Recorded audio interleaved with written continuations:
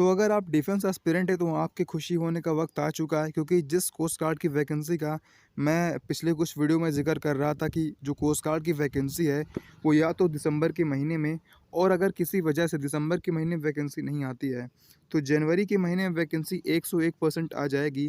तो वो वैकेंसी का जो ऑफिशियल नोटिफिकेशन है वो कोस्ट गार्ड द्वारा रिलीज़ कर दिया गया है। ये कोस्ट गार्ड का ऑफिशियल नोटिफिकेशन है। और अगर बात करें हम फॉर्म फिलिंग की डेट की, तो फॉर्म फिलिंग की डेट आपकी 4 जनवरी 2022 से लेकर 14 जनवरी 2022 तक है। तो इस डेट को आप कहीं नोट कर लीजिए ताकि डेट आपसे मिस ना हो।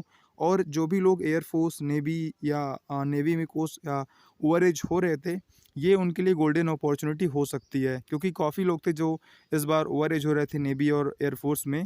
तो आप लोग कोस्ट गार्ड में आप ट्राई कर सकते हो। ऑनलाइन फॉर्म एप्लीकेशन जो फॉर्म है वो ऑनलाइन भरे जाएंगे, तो आप इस डेट को याद रखना, ठीक है। तो जो भी डिटेल वो डिस्कस हम करने वाले हैं फ़िलहाल, जो भी इसके अलावा जो और आपकी इन्फॉर्मेशन लाइक स्ट्रेटजी क्या रहनी चाहिए, पेपर का पैटर्न क्या रहता है, सिलेबस क्या होता है, एग्ज़ाम पैटर्न क्या होता है, पेपर कैसा आता है और निगेटिव मार्किंग, सब कुछ मतलब मैं आपको गाइड कर दूंगा, सब कुछ आपको मैं बताऊंगा डिटेल में। लेकिन यहाँ पर हम सिर्फ काम की बातें करने वाले हैं, ठीक है। तो अगर बात करें सबसे पहले हम क्वालिफ़िकेशंस की, तो नाविक जीडी के लिए यानी कि जनरल ड्यूटी के लिए आपकी क्वालिफ़िकेशंस होनी चाहिए केवल 12 पास। और आपका जो सब्जेक्ट है वो मैथ और फिजिक्स कंपलसरी है, यानी कि आपको 10+2 मैथ और फिजिक्स के साथ होना चाहिए। और अगर हम बात करें नाविक डीवी यानी डोमेस्टिक ब्रांच की, तो आपका जो नाविक डीवी है इसका जो क्वालिफिकेशन वो 10th पास है, ठीक है। ये 10th पास है, किसी भी सब्जेक्ट से इसमें कोई ऐसा मांगा नहीं गया है।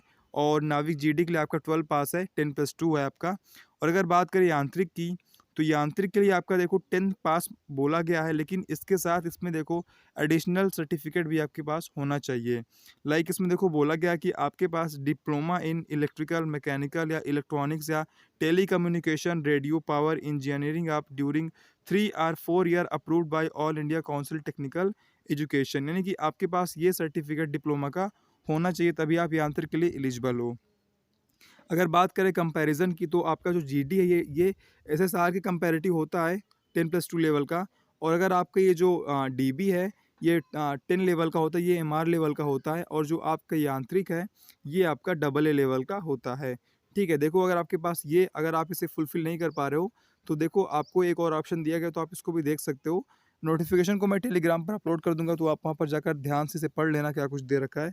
मैं आपको सिर्फ काम की बातें बता दे रहा हूँ।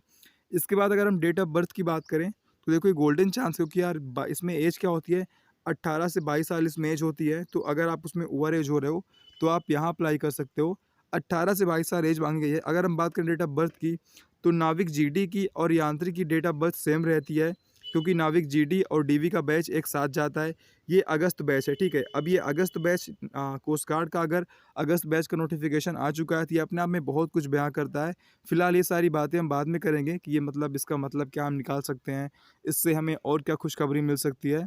हम सिर्फ काम की बातें करते हैं, ठीक है। आपकी डेट ऑफ बर्थ क्या है जीडी और यांत्रिक के लिए? 1 अगस्त 2000 से लेकर 31 जुलाई 2004 के बीच होनी चाहिए। और अगर हम बात करें नाविक डीवी के लिए, तो इसका 2 महीने का इसमें डिफरेंस होता है, बस बाकी सब कुछ सेम ही होता है। इसका जो डेट ऑफ बर्थ वो 1 अक्टूबर 2000 से लेकर 30 सितंबर 2004 तक होनी चाहिए, क्योंकि जब यांत्रिक वाला बैच बेसिक ट्रेनिंग से ट्रेड ट्रेनिंग पे जाता है तब वहाँ पर डीवी वाला बैच बेसिक ट्रेनिंग पर उसकी जगह पर जाता है। तो इसलिए इसमें 2 महीने का डिफरेंस होता है डेट ऑफ बर्थ में।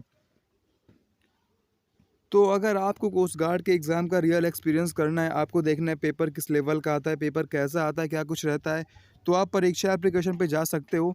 आप इस कोड को यूज़ करोगे तो आपको 50% का डिस्काउंट मिल जाएगा। और कोस्ट गार्ड की सीरीज़ आपको सिर्फ 149 में पड़ेगी।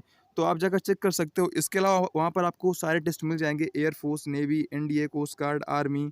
तो सबसे पहले आपको परीक्षा एप्लीकेशन इंस्टॉल करना है, जिसका लिंक मैंने डिस्क्रिप्शन में दे रखा है। उसके बाद आपको यहाँ पर टेस्ट वाले सेशन में चले जाना है, तो आपके सारे टेस्ट ओपन हो जाएंगे, air force, navy, NDA, coast guard, army.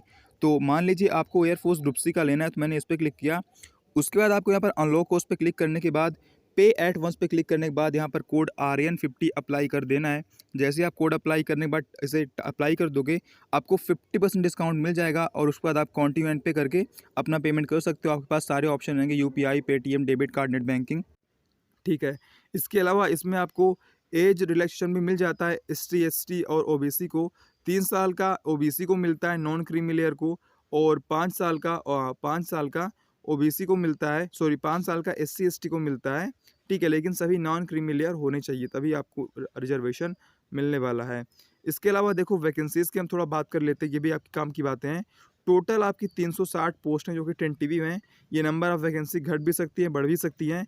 ये तो उस टाइम डिसाइड होगा जब आपका पेपर हो चुका होगा, उस टाइम जितनी पोस्ट वैकेंट रहेंगी, उतनी पोस्ट को फुलफ़िल कर लिया जाएगा, ठीक है? तो ये उस टाइम डिसाइड होगा। अगर बात करें नाविक जीडी की वैकेंसी की, तो टोटल आपकी 260 वैकेंसी नाविक जीडी की है, सबसे अधिक वैकेंसी इसी में है। 112 आपकी अनरिजर्व कैटेगरी के लिए है, 28 ईडब्ल्यूएस के लिए, 72 ओबीसी के लिए, 11 एससी, एसटी और 37 एसटी के लिए है। सेम ऐसे ही डीवी की पोस्ट टोटल 35 पोस्ट है, ठीक है? 12 अनरिजर्व के लिए, 2 ईडब्ल्यूएस, 9 ओबीसी, 7 एसटी, 5 एससी के लिए। और अगर हम बात करें यांत्रिक में मैकेनिकल ब्रांच की, तो मैकेनिकल ब्रांच में आपकी पूरी मिलाकर 13 पोस्ट मैकेनिकल ब्रांच में है, इलेक्ट्रिकल में आपकी 9 पोस्ट हैं और इलेक्ट्रॉनिक्स में आपकी 5 पोस्ट हैं। तो ये रही टोटल आपकी डिटेल, क्वालिफ़िकेशंस और vacancy detail, date of birth, form कब से अप्लाई होगा, 4 जनवरी से लेकर 14 जनवरी तक। अब इसके अलावा पेपर पैटर्न क्या रहता है कि उसमें कितने पेपर होते हैं, स्टेज 1, स्टेज 2, फिज़िकल स्टैंडर्ड क्या रहता है, मेडिकल कब कहाँ पे होता है, ये सारी बातें मैं आपको बताता रहूँगा, लेकिन आज नहीं, हम ये सारी बातें फिर कभी डिस्कस करेंगे।